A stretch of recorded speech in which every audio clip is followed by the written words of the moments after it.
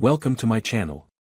Subscribe, listen and enjoy my stories every day. The invitation came on a Wednesday, tucked neatly in a gold-trimmed envelope that screamed opulence. It wasn't just another corporate event, it was the event, a weekend getaway on a private island owned by William Fellows, one of the most influential clients of Lucy's marketing firm. Lucy's excitement was palpable as she recounted the details over dinner. Her blue eyes sparkled with anticipation, and her hands fluttered in the air as she described the pristine beaches, luxury villas, and gourmet dining that awaited us. "This could be huge for the firm," she said, twirling a forkful of pasta. "And it'll be good for us too, Mark. A little escape, just the two of us." I wasn't sure how much of an escape it would be. While Lucy worked as a customer ambassador, whatever that entailed, I led the IT team. My days were spent troubleshooting servers, not sipping martinis with billionaires. Still, I nodded, feigning enthusiasm. Who turns down a free trip to paradise? 2 weeks later, we were stepping off a private charter into a scene plucked straight from a glossy travel magazine. The island was a dream, with its white sand beaches, turquoise waters, and lush greenery. The main building, perched on a hill overlooking the bay, looked more like a palace than a resort. Lucy was already charmed, her face aglow as she took in the view. William greeted us on the veranda, a picture of effortless charm. With his silver-streaked hair, sharp suit, and George Clooney-like smile, he was every bit the dashing billionaire. He welcomed Lucy with a warm hug and me with a firm handshake. "Make yourselves at home," he said, gesturing to the spread of champagne and hors d'oeuvres. "This weekend is all about relaxation." As the evening unfolded, I couldn't help but notice how comfortable Lucy seemed in his presence. She laughed at his jokes, leaned in when he spoke, and seemed to hang on his every word. I tried to brush it off. After all, William was a client, and Lucy was a professional. But a nagging feeling tugged at the edges of my mind. The first night set the tone for what was to come. Dinner was a lavish affair under the stars, complete with a string quartet and courses I couldn't pronounce. The conversation was light, filled with stories of travels and business ventures. William was the perfect host, effortlessly charming everyone at the table. But something shifted as the evening wore on. William's attention seemed to zero in on Lucy. He asked about her work, her interests, even her childhood. She blushed under his gaze, her laughter a touch too easy. I tried to join the conversation, but it was clear I was an afterthought. I sipped my wine, forcing a smile, while a quiet fury began to simmer. Later, back in our villa, I tried to broach the subject. "William seems to take a special interest in you," I said casually as Lucy slipped out of her evening gown. She glanced at me in the mirror, her expression unreadable. "He's just being polite. He's a client, Mark. Relax." Her tone was dismissive, but her words did little to ease my growing unease. The next day was a whirlwind of activities, snorkeling, kayaking, lounging by the infinity pool.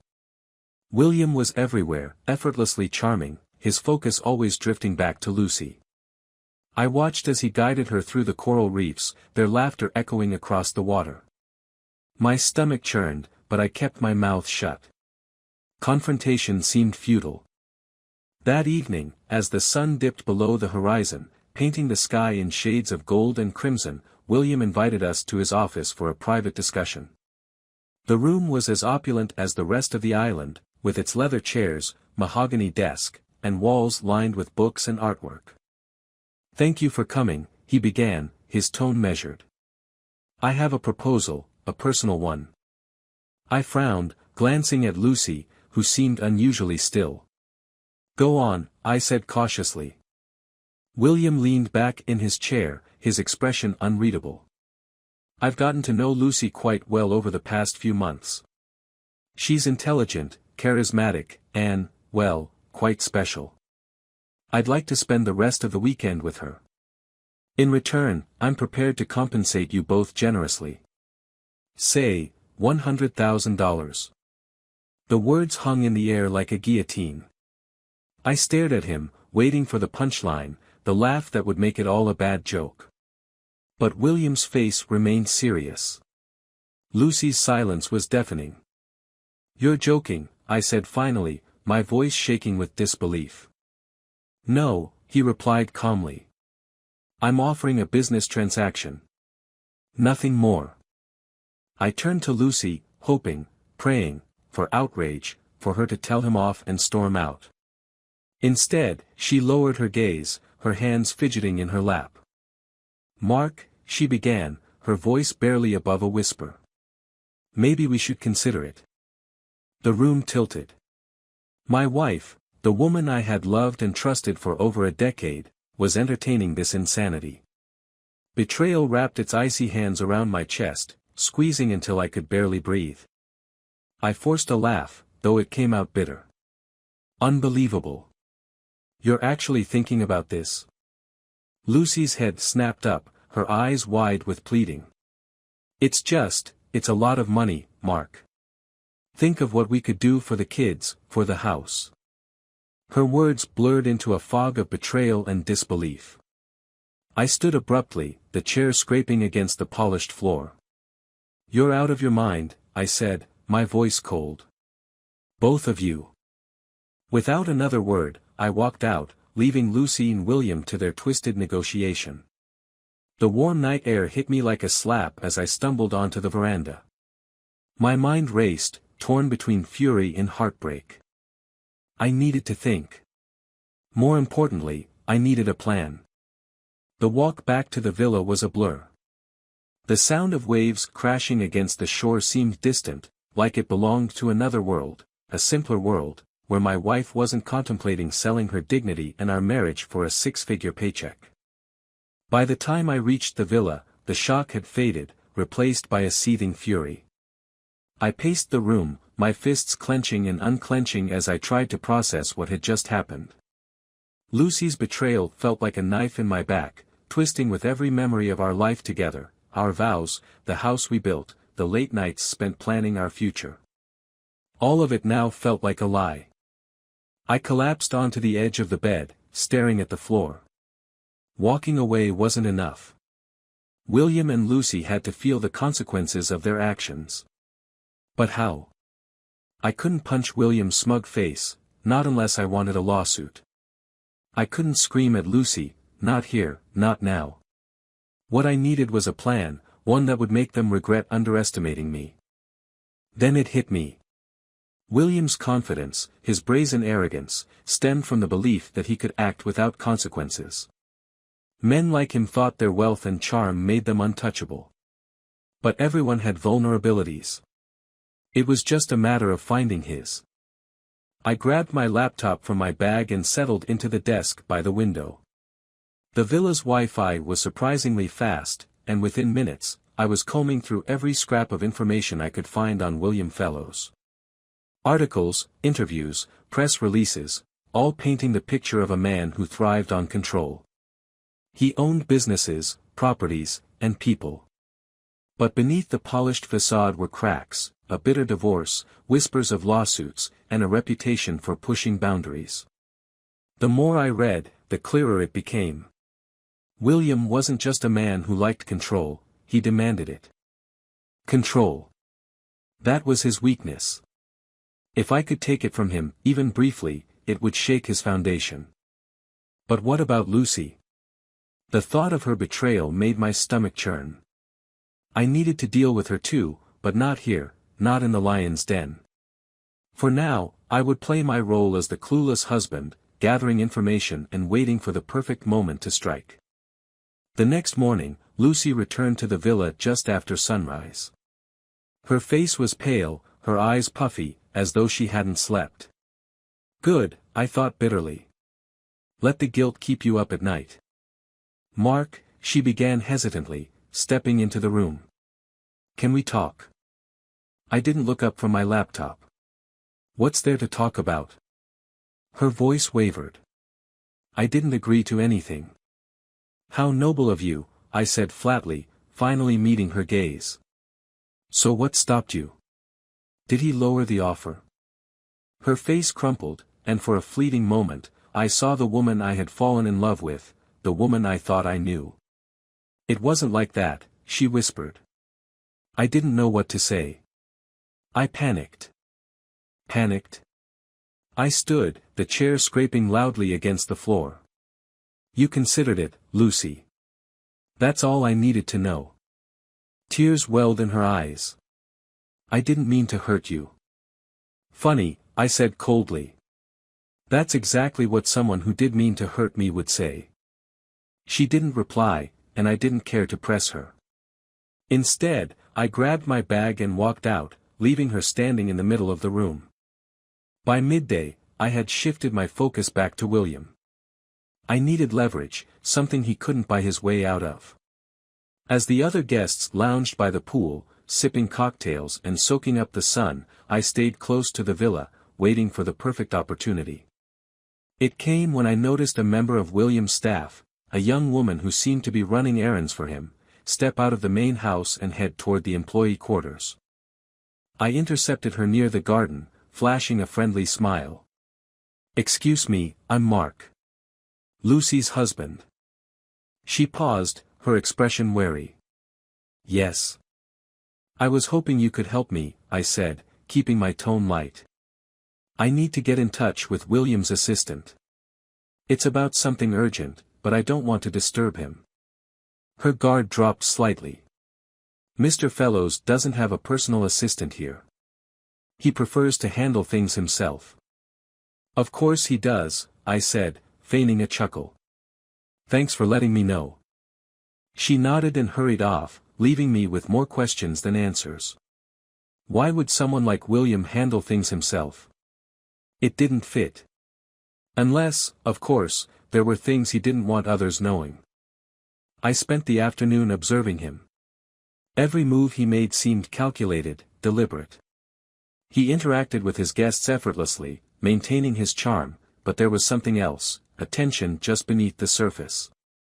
I noticed how his eyes flicked toward his phone every few minutes, how he excused himself for calls that seemed far too frequent for a relaxing weekend.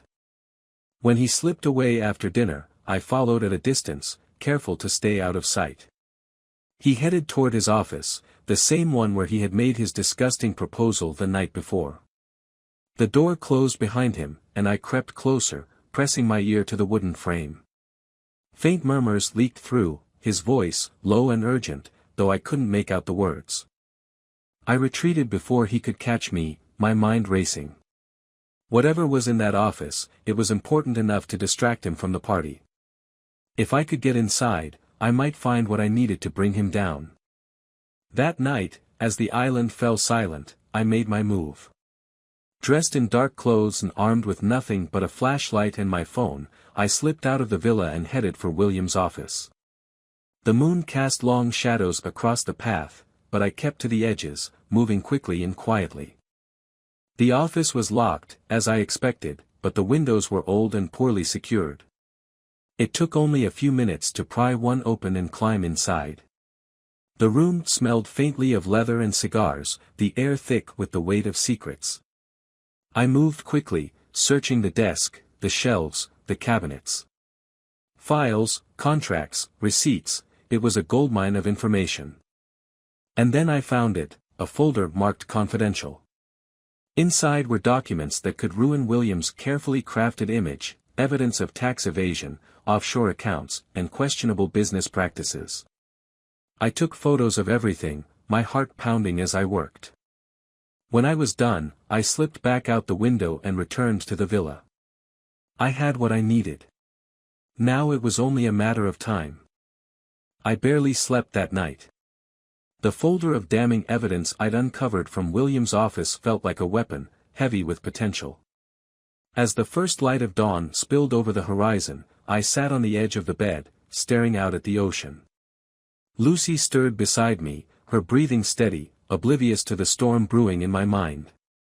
She had tried to make amends the day before, hovering around me like a ghost. But every word, every apology, felt hollow. There was no fixing this, not now. Not after what she'd entertained. By mid-morning, the island was alive with activity. The guests lounged by the pool, sipping mimosas and laughing as if they didn't have a care in the world. William was the perfect host, effortlessly charming as he moved among them, his confidence unshaken. It was almost impressive how well he hid the rot beneath his polished exterior.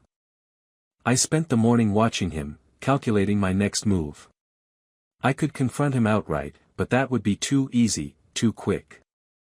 No, William needed to feel the ground shift beneath his feet, to watch his empire tremble before his eyes. And Lucy, she needed to see the man she had been willing to betray me for. After lunch, I approached William while he was entertaining a small group of guests on the veranda. He looked up as I neared, his smile never faltering. "Mark," he said warmly, extending a hand. "Enjoying the island?" "Absolutely," I replied, shaking his hand. "In fact, I was hoping to talk to you about something. Privately." His eyes flicked briefly to Lucy, who sat among the group, her face unreadable. "Of course," he said, rising smoothly. "Shall we step into my office?" "Perfect." We walked in silence to his office, the tension between us thick. As he unlocked the door and gestured for me to enter, I felt a surge of satisfaction. He didn't know what was coming. Once inside, he closed the door and leaned casually against his desk, his expression one of mild curiosity. "So, what's on your mind?" I didn't waste time. "I know what you're hiding, William." His smile faltered for the briefest moment before he recovered. "I'm not sure what you mean." "Don't play coy," I said, pulling out my phone and scrolling to the photos I had taken the night before. "Offshore accounts. Tax evasion. Fraud. It's all here." His face darkened, the mask of charm slipping to reveal the steel beneath. "You've been snooping." "Call it due diligence," I said, my voice cold. "You think you can buy people, manipulate them, but not everyone's for sale." He straightened, his composure returning. "What do you want, Mark? Money? A cut of the business? Name your price." I let out a bitter laugh. "You think this is about money? It's about respect. You disrespected me, my marriage, and my family. That doesn't come cheap." For the first time, I saw a flicker of uncertainty in his eyes. "What are you planning to do with that?" "Oh, you'll see," I said, slipping the phone back into my pocket. "But don't worry, I'll make sure you have front row seats." I didn't wait for his response. I left the office and headed straight for the main villa, where the other guests were gathered for afternoon cocktails.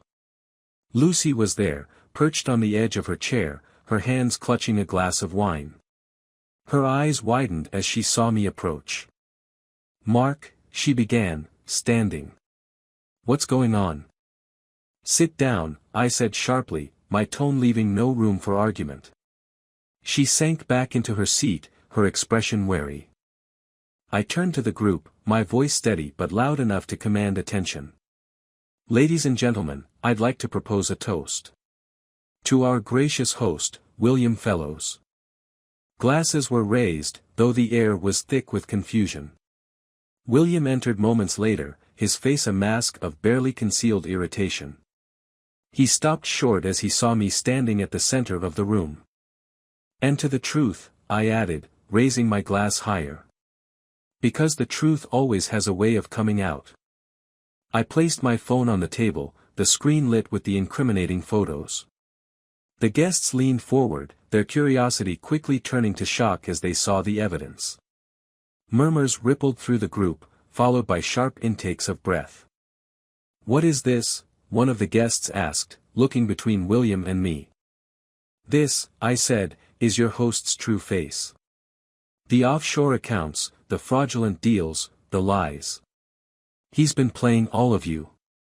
William stepped forward, his voice low and dangerous. "That's enough, Mark."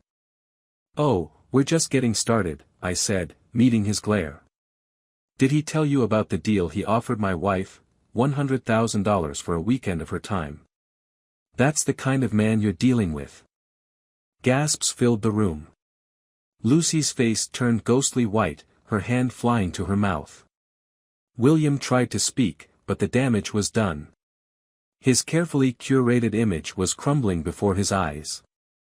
"You're insane," he spat, his composure cracking. "None of this will hold up." "Maybe not in court," I conceded. "But it doesn't have to. All it takes is for the right people to see it. And trust me, they will." The fallout was immediate. Guests began whispering among themselves, their faces a mix of anger and disbelief. Some rose from their seats, heading for their rooms to pack. William, for all his bravado, looked like a man cornered, his power slipping through his fingers. Lucy sat frozen, her eyes brimming with tears. I didn't spare her a glance as I turned to leave. She called after me, but her voice was drowned out by the chaos. I returned to the villa and began packing. I had no intention of staying another minute on that cursed island. As I zipped my bag, the door opened, and Lucy stepped inside, her face streaked with tears. "Mark," she said, her voice trembling. "Please, can we talk?"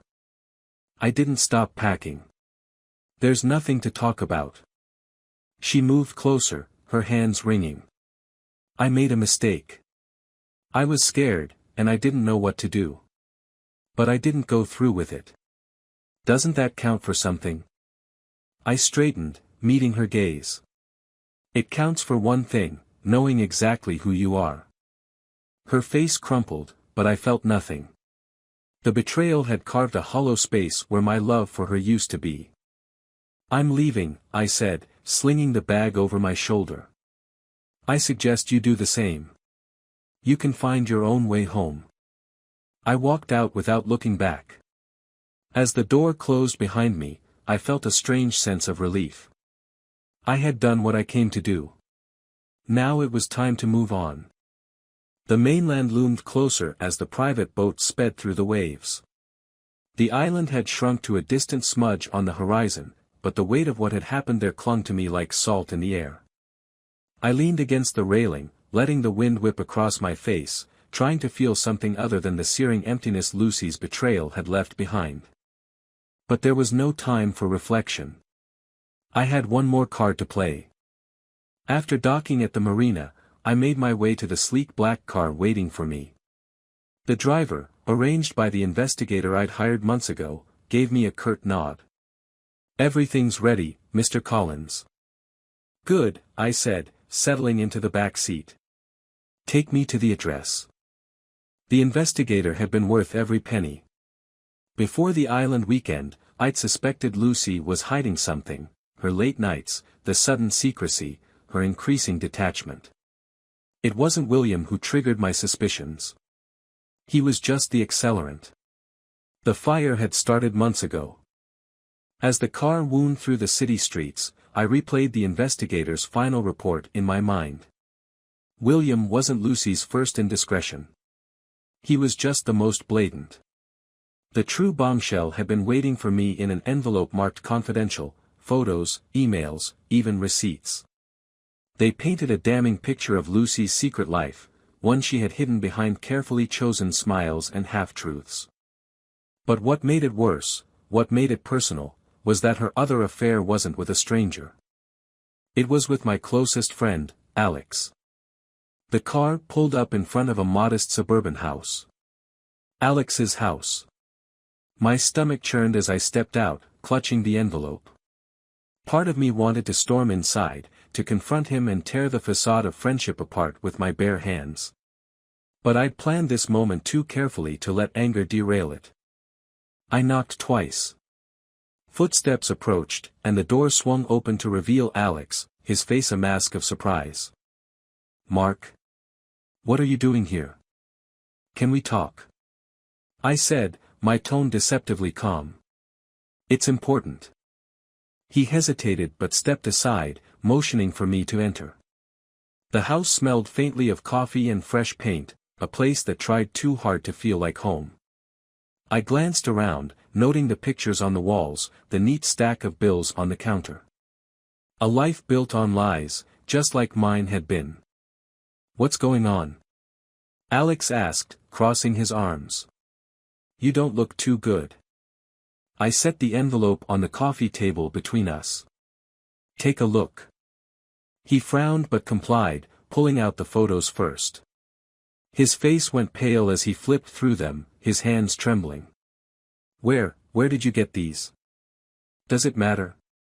I asked, my voice hard. You lied to me, Alex. You both lied. It wasn't supposed to happen, he stammered, his words tumbling over each other. I never meant to hurt you, Mark. I swear. I leaned forward, locking eyes with him. You didn't just hurt me. You shattered everything. My marriage, my trust, everything. And for what? A cheap thrill. He looked away, his jaw tightening. It wasn't like that. Save it, I snapped. I don't care about your excuses. I came here to tell you that I know.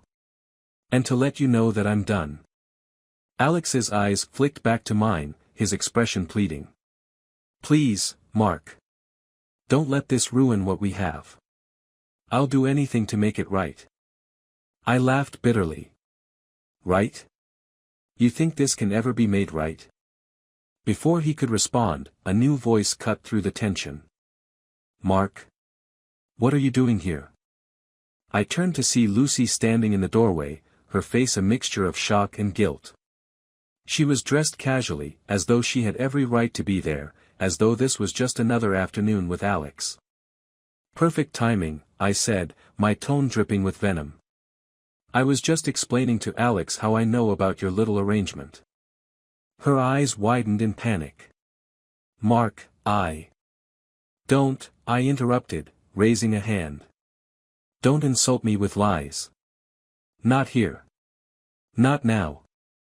She looked to Alex for support, but he was frozen, still clutching the damning photos. The silence between them was answer enough. I wanted you both to know that this is the last time you'll ever see me, I continued. You've taken enough from me.